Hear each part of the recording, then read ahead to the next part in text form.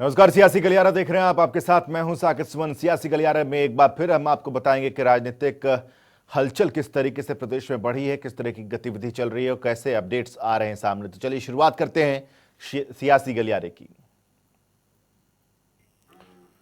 और शुरुआत करेंगे गठबंधन सरकार से जुड़ी सबसे बड़ी खबर से। शराब घोटाले पर एसआईटी जांच रिपोर्ट से डिप्टी सीएम दुष्यंत चौटाला संतुष्ट नजर नहीं आ रहे। उन्होंने आबकारी विभाग में आईएएस अधिकारी शेखर विद्यार्थी का बचाव करते हुए एसआईटी से भी सवाल पूछा है। एसआईटी जांच रिपोर्ट पर आमने सामने दुष्यंत और विज। वो ऑब्जर्वेशन के अंदर कई ऐसी चीजें हैं जिनको उनने पूरी तौर पर देखा नहीं है। शराब घोटाले की एसआईटी जांच से संतुष्ट नहीं दुष्यंत। एसआईटी ने एक्साइज के बारे में जो कुछ कहा उसको आप अस्वीकार करते हैं? बिल्कुल। आबकारी विभाग में आईएएस अधिकारी शेखर विद्यार्थी का बचाव। होम मिनिस्टर ने कहा कि उनके खिलाफ कार्रवाई की जाए। आप अपने ईटीसी को क्लीन चिट देते हैं? बिल्कुल देता हूं, बिल्कुल देता हूं, बिल्कुल देता हूं। सोनीपत शराब घोटाला आजकल प्रदेश में सबसे ज्यादा चर्चित है। इस मुद्दे पर कहीं राजनीति भी हो रही है तो कहीं रार भी दिख रही है। विपक्ष जांच रिपोर्ट पर सवाल उठाता है तो सरकार के सहयोगी भी एसआईटी की जांच रिपोर्ट से संतुष्ट नहीं दिख रहे।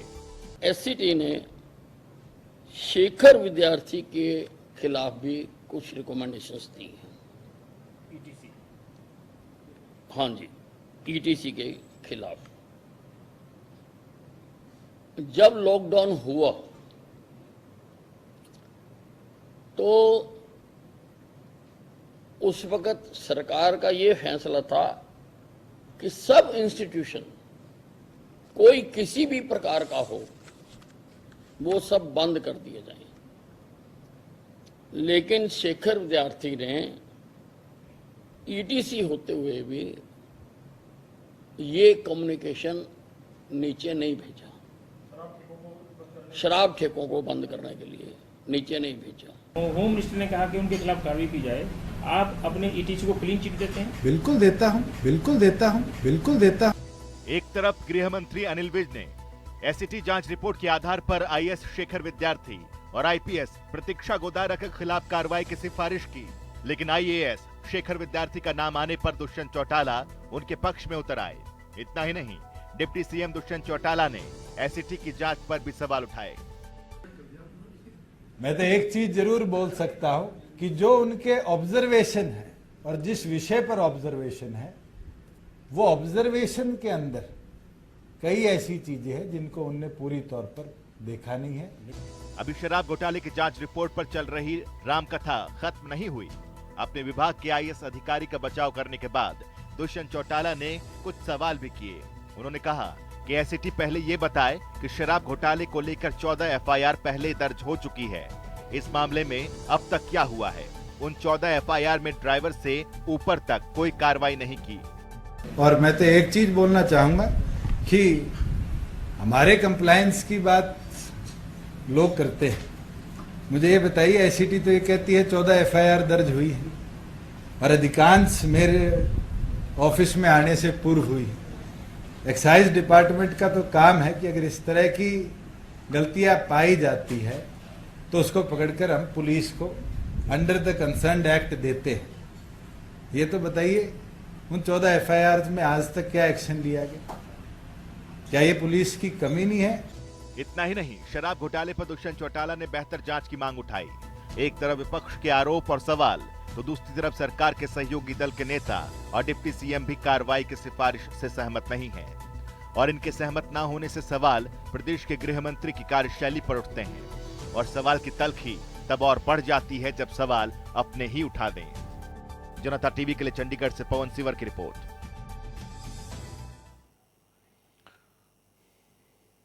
तो वहीं शराब घोटाले पर दुष्यंत चौटाला के बयान के बाद एसआईटी की कार्रवाई की सिफारिश पर गृह मंत्री अनिल विज ने कहा कि जल्द एक्शन होता नजर आएगा।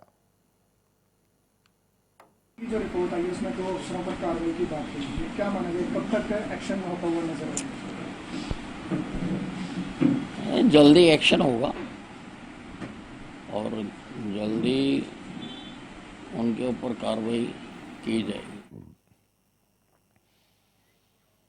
बड़ौदा उपचुनाव को लेकर बीजेपी बिल्कुल सतर्क है। उपचुनाव प्रभारी की जिम्मेदारी मिलने के बाद जेपी दलाल एक्शन में है। जानकारी के मुताबिक रोहतक स्थित पार्टी कार्यालय पर पदाधिकारियों और कार्यकर्ताओं के साथ चर्चा भी की गई। बड़ौदा उपचुनाव पर बीजेपी की नजर, रोहतक स्थित पार्टी कार्यालय में चर्चा, उपचुनाव पर बीजेपी का महामंथन। बड़ौदा उपचुनाव कितने अहम हैं, इसका अंदाजा इस बात से लगाया जा सकता है कि कभी चंडीगढ़ में रणनीति बनती है तो कभी हरियाणा की राजनीति के गढ़ रोहतक में। दंगल बड़ौदा का है, लेकिन नीति और रणनीति आसपास के क्षेत्रों में बन रही है। दरअसल बीजेपी ने रोहतक स्थित पार्टी कार्यालय पर पदाधिकारियों और कार्यकर्ताओं के साथ बैठक की, जिसकी अध्यक्षता की बीजेपी के बड़ौदा उपचुनाव प्रभारी जेपी दलाल ने। और इतना तो तय है कि राजनेता एक साथ हों, उपचुनाव का वर्चस्व नजदीक हो तो फिर रणनीति रात में भी बनेगी और दिन में भी, क्योंकि लक्ष्य सिर्फ जीत का होता है। और विषय यही था कि आने वाला जो चुनाव है बड़ौदा का, उसको हम किस तरह से ठीक ढंग से लड़ें, लोगों का आशीर्वाद प्राप्त करें और सुचारू रूप से हमारी पार्टी का काम चले। इस विषय पे हमने मीटिंग की। तो आज तक जो काम हो चुका उसकी सभी कार्यकर्ताओं ने जानकारी दी और आगे जो काम कर रहे हैं, हमने क्या क्या काम कैसे कैसे प्रचार प्रसार व्यवस्था करनी है, उसकी जो रचना जो है हमने की है। और बड़ौदा को कैसे साधेगी बीजेपी, मतदाताओं से संपर्क का प्लान, उपचुनाव की रणनीति पर विचार। बीजेपी की तरफ से बड़ौदा उपचुनाव का प्रभारी बनाए जाने के बाद जेपी दलाल भी एक्शन में नजर आ रहे हैं। जानकारी के मुताबिक कंधों पर उपचुनाव की जिम्मेदारी मिलते ही जेपी दलाल ने पार्टी के कार्यकर्ताओं और पदाधिकारियों के साथ विचार विमर्श शुरू कर दिया है। जेपी दलाल ने खुद जानकारी देते हुए बताया कि रोहतक में हुई बैठक में बड़ौदा उपचुनाव पर गहनता से चर्चा हुई है, विजय प्लान पर बातचीत हुई है। इतना ही नहीं, मतदाताओं तक बीजेपी और सरकार की नीतियां पहुंचाने की बात हुई और अपने विधायकों की ड्यूटी तो बीजेपी पहले ही लगा चुकी है। जैसा माहौल है बड़ौदा के अंदर, सभी कार्यकर्ता, हमारे एमपी साहबान, मैं खुद भी गया हूँ, लोगों का पूरा जो रुझान है वो कमल के निशान पर वोट देने का है। भारतीय जनता पार्टी का पहली बार विधायक बनाकर बनी बनाई हरियाणा सरकार के अंदर अपनी हिस्सेदारी करेंगे। बड़ौदा के लोगों की इच्छा ही है। बड़ौदा के हर गांव में जाएगी बीजेपी, फतह के लिए बीजेपी ने झोंकी ताकत, हर मतदाता तक पहुंचने का प्लान। बताया जा रहा है कि प्लान के मुताबिक बीजेपी घर घर जाएगी और मतदाताओं को साधने की कोशिश करेगी। अब इसकी पूरी जिम्मेदारी जेपी दलाल के हाथ में है, क्योंकि उन्हीं को पार्टी की तरफ से उपचुनाव का प्रभारी बनाया गया है। यही कारण है कि सतर्कता के साथ उपचुनाव की रणनीति बनाने में जुट गए हैं जेपी दलाल। जनता टीवी के लिए रोहतक से संजय की रिपोर्ट।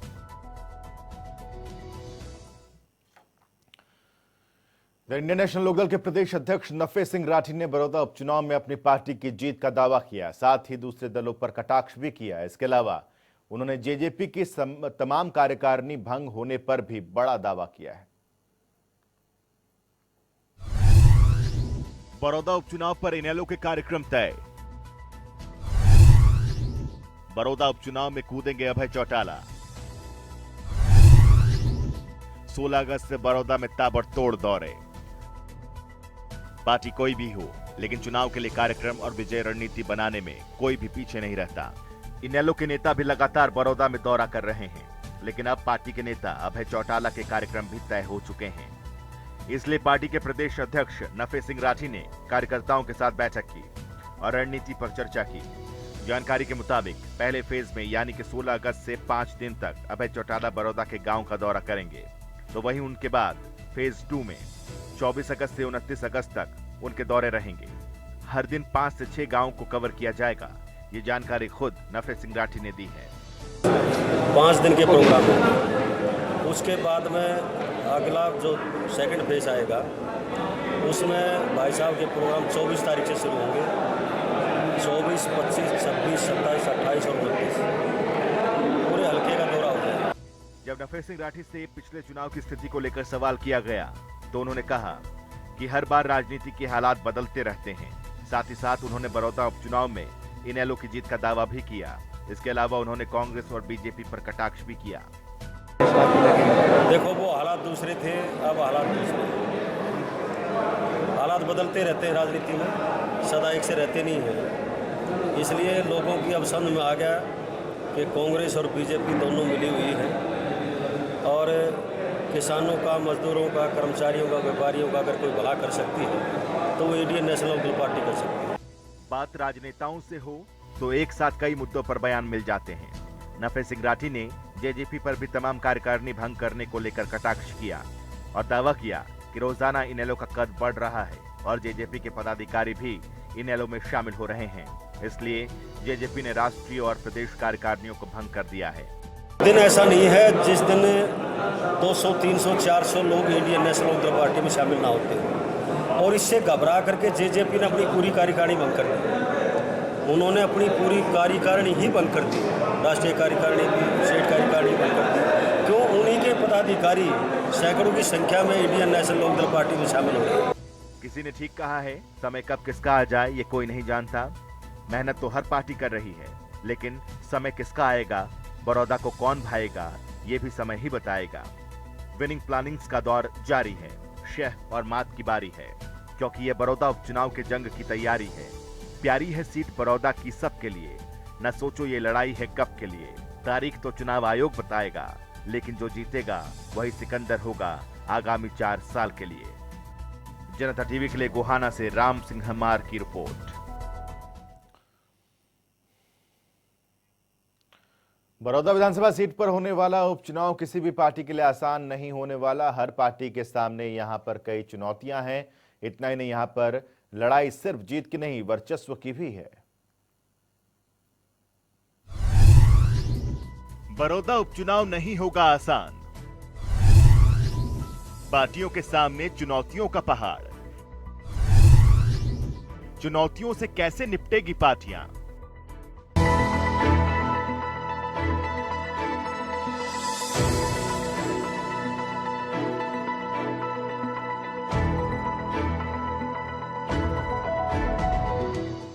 चुनाव कोई भी हो, ऐसा तो शायद ही कभी होता होगा कि सामने चुनौती ना हो। अक्सर हर चुनाव में चुनौतियां तो रहती ही हैं। जीत इतनी आसानी से नहीं मिलती, लेकिन बड़ौदा उपचुनाव एक तरह से हॉट सीट बनती जा रही है, क्योंकि इस सीट पर बीजेपी जेजेपी का गठबंधन हो, कांग्रेस हो या फिर इनेलो, हर दल के सामने बड़े बड़े चैलेंज हैं। हर पार्टी के सामने चुनौतियां हैं। हर पार्टी के सामने जीत के रास्ते में रोड़े हैं, चाहे वो किसी भी रूप में हो। अगर बीजेपी जेजेपी की बात की जाए तो सबसे बड़ी चुनौती दोनों दलों के बीच उम्मीदवारों को लेकर है। इसके अलावा दूसरी चुनौती है पहली बार बड़ौदा हलके में जीत हासिल करने की, यानी कि जीत का खाता खोलने की। और साथ साथ बीजेपी के नए प्रदेश अध्यक्ष ओम प्रकाश धनखड़ की भी यह पहली परीक्षा होगी, क्योंकि संगठन की मजबूती तो चैलेंज होगी ही, लेकिन सबसे पहले चुनौती है बड़ौदा उपचुनाव में जीत हासिल करने की। इसके अलावा कांग्रेस की चुनौतियों की बात करें तो सबसे बड़ी चुनौती होगी एक विधानसभा सीट को अपने खाते से कम ना होने देना, यानी कि दोबारा से इस सीट पर जीत हासिल करना और 31 विधायकों की संख्या फिर से 31 करना। इसके अलावा उम्मीदवार को लेकर भी सस्पेंस बना हुआ है, क्योंकि अभी तक कोई फाइनल नहीं है कि कांग्रेस किसको टिकट देगी। साथ ही इनेलो की चुनौतियां देखें तो सबसे बड़ी चुनौती होगी कि वो इस सीट को अपने खाते में जोड़ पाएगी या नहीं। पारंपरिक सीट पर इनेलो जीत पाएगी या नहीं। तो वहीं उम्मीदवार को लेकर भी इनेलो कश्मकश में है, क्योंकि 2019 विधानसभा चुनाव में जिस प्रत्याशी को टिकट मिला था उसकी जमानत जब्त हो गई थी, यानी अभी साफ नहीं है कि उम्मीदवार बदला जाएगा या फिर उसी प्रत्याशी पर भरोसा जताया जाएगा। कौन जीत पाएगा बड़ौदा का दिल? किसको सिर माथे बिठाएगा बड़ौदा? चुनौतियां अभी खत्म नहीं हुई हैं, क्योंकि चुनाव में रणनीतियों और फैसलों के साथ साथ चाल भी बदल जाती है। ऐसा ही एक फैसला है महम से विधायक बलराज कुंडू का। वो भी उपचुनाव में एक उस उम्मीदवार का समर्थन करेंगे जो बीजेपी को हराने में सक्षम होगा। उन्होंने खुद ये ऐलान किया, हालांकि वो किसका साथ देंगे अभी इसकी जानकारी उन्होंने नहीं दी है।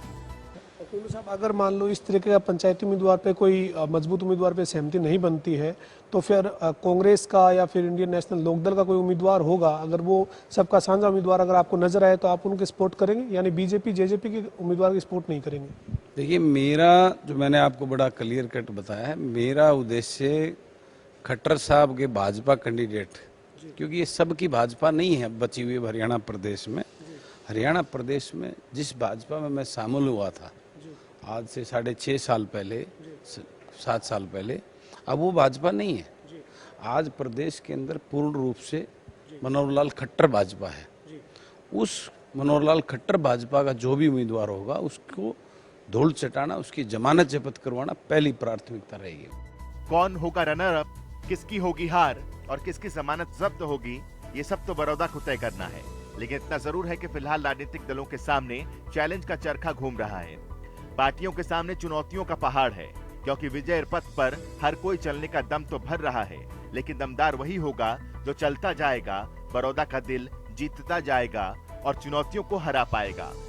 ब्यूरो रिपोर्ट, जनता टीवी।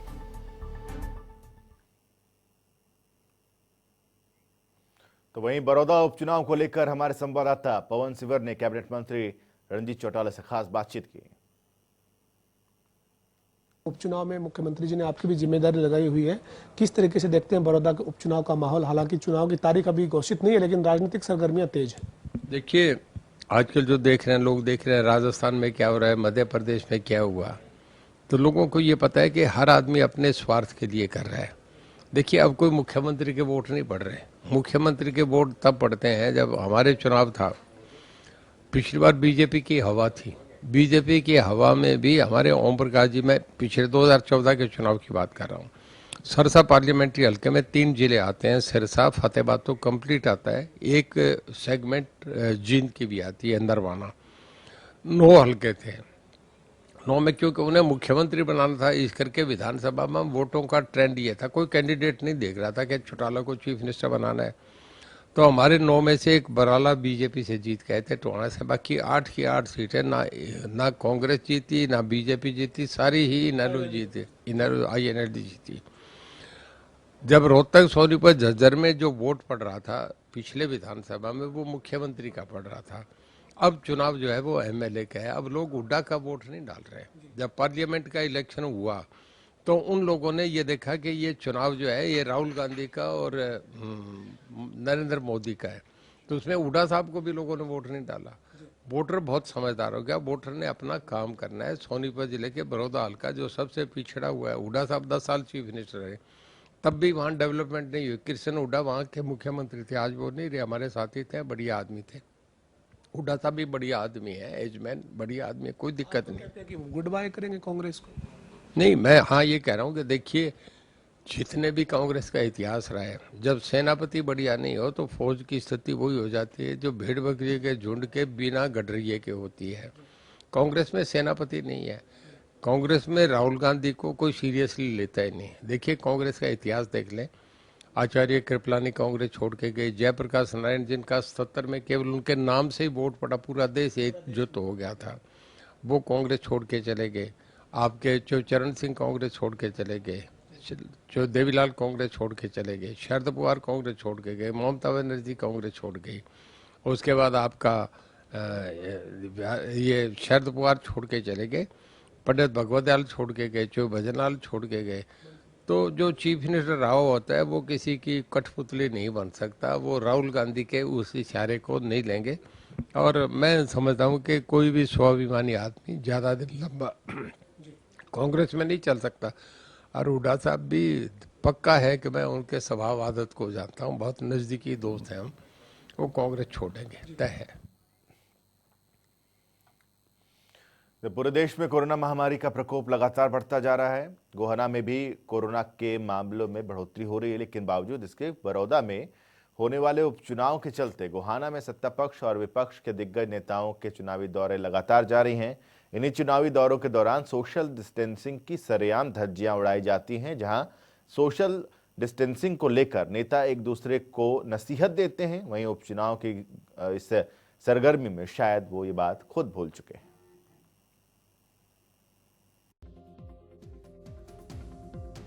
पिछले दिनों गोहाना पहुंचे सांसद दीपेंद्र हुड्डा ने लोगों को कोरोना से बचने के लिए पूरी सावधानी रखने की बात कही। सोशल डिस्टेंसिंग का ख्याल रखने की बात भी कहते नजर आए। इस दौरान दीपेंद्र ने प्रदेश की सरकार को नसीहत देते हुए तंज भी कसा और कहा कि प्रदेश सरकार कोरोना को हल्के में न ले बढ़ते मामलों को लेकर सरकार पर हाथ खड़े करने का भी आरोप लगाया था। पहले उस उपचुनाव से भी पहले मैं आप सबसे और सबसे कहना चाहता हूं कि भाई कोरोना की महामारी से हमारा प्रदेश, देश और पूरा विश्व जूझ रहा है। इसमें पूरी सावधानी सारे बरतें, सोशल डिस्टेंसिंग बरतें। सभी मैं अपने जितना भी जो साथी हैं यहाँ पे उनसे भी, जो सारा परिवार है ये तो बड़ौदा हल्के का हमारा, और सारे जिसमें आप भी शामिल हो, सारे पत्रकार, क्योंकि जो है बचपन से लेके मैं आप लोगों को सबको व्यक्तिगत रूप से भी जानता हूँ, तो इसमें आप सब सावधानी बरत के चले। लेकिन दीपेंद्र जी ही शायद खुद ये बात भूल गए। दरअसल बड़ौदा उपचुनाव को लेकर गोहाना के विधायक के आवास पर भी जमकर सोशल और फिजिकल डिस्टेंसिंग की धज्जियां उड़ी। हालांकि ऐसा अकेले दीपेंद्र ही नहीं बल्कि हर एक पार्टी के नेता उपचुनाव के चलते करते दिख रहे हैं। हरियाणा में जहां तेजी से कोरोना के केसेस बढ़ रहे हैं और तेजी से मौत का आंकड़ा भी बढ़ रहा है, लेकिन बावजूद इसके सभी पार्टियों के नेताओं को बड़ौदा सीट के अलावा कुछ और नजर नहीं आ रहा। वहीं गोहाना के विधायक जगबीर मलिक ने भी कोरोना के बढ़ते मामलों को लेकर चिंता जरूर जाहिर की थी और देश के आंकड़ों का जिक्र करते हुए देश के पहले नंबर पर आने की चिंता जाहिर की थी। लेकिन नेताजी के आवास पर ही दीपेंद्र आगमन पर सोशल डिस्टेंसिंग की सरेआम धज्जियां उड़ाई गई। वहीं विधायक जी को देश के गृह मंत्री के कोरोना पॉजिटिव होने की भी चिंता सता रही थी। साथ ही कोरोना से कई मंत्री और डॉक्टरों की मृत्यु का भी उन्होंने जिक्र किया। ये बहुत बड़ी महामारी है और रोजाना जो है 50,000 से ऊपर इंडिया में कोरोना संक्रमित हो रहे हैं और आंकड़ा जो 17 लाख पार कर चुका है। इंडिया जो है नंबर 2 की पोजीशन में आने वाला है। इन हालात में सोशल डिस्टेंसिंग और जो डॉक्टर्स की सलाह है उसको पालन करना जरूरी है। आपने देखा देश का गृह मंत्री तक कोरोना संक्रमित हुआ है और बहुत यूपी में मंत्री की डेथ होगी और एक और मंत्री, कितने विधायक और मंत्री कोरोना संक्रमित है, कितना स्टाफ। तो यहाँ डॉक्टर्स तो कोई नहीं बख्शा था इसने बीमारी ने। तो मैं ये समझता हूँ जैसे यहाँ वो जो है बीजेपी का या कोई भी पॉलिटिकल फंक्शन होता है उसमें सबसे जरूरी है सोशल डिस्टेंसिंग। उधर जेजेपी के स्थापना दिवस के मौके पर गोहाना पहुंचे इंसो के राष्ट्रीय अध्यक्ष दिग्विजय चौटाला के कार्यक्रम में भी गेट से लेकर कार्यक्रम स्थल तक सोशल डिस्टेंसिंग की सरेआम धज्जियां उड़ाई गई। और जब सोशल डिस्टेंसिंग को लेकर सवाल पूछा गया तो दिग्विजय सिंह चौटाला महामारी के दौर में एहतियातों का राग अलापते नजर आए। फिजिकल डिस्टेंस का ध्यान नहीं रखा जा रहा है, लगातार प्रदेश में सबसे पहले हमें अपने अंदर झांक कर देखना चाहिए। मैं स्वयं इस बात को मानता हूं कि हमें और ज़्यादा चिंतित होना चाहिए। ये महामारी इतनी, इसको हमें अदरवाइज नहीं लेना है। मैं फिर से प्रार्थना करता हूं सभी कार्यकर्ताओं से भी, प्रदेशवासियों से भी, कि हम सब जिम्मेवार होंगे, तब जाकर के इससे हमारा पीछा छूटेगा। और उसके लिए चाहे पॉलिटिकल कार्यक्रम हो, सोशल कार्यक्रम हो, हमें यहाँ भी सोशल डिस्टेंसिंग का विशेष ध्यान रखना चाहिए। और मैं मानता हूँ कि इसकी सबकी जिम्मेवारी जो है, क्योंकि हम एक मूवमेंट को लीड कर रहे हैं, तो हमारी भी जिम्मेवारी। खैर नजारा कुछ ऐसा है कि बड़ौदा उपचुनाव की चौधर कोरोना पर भारी पड़ती दिख रही है। उपचुनाव के दौरान उड़ने वाली सोशल और फिजिकल डिस्टेंस की धज्जियां एक बार फिर बड़े खतरे की ओर संकेत कर रही है। जनता टीवी की पॉलिटिकल पंचायत के लिए गोहाना से राम सिंह मार की रिपोर्ट।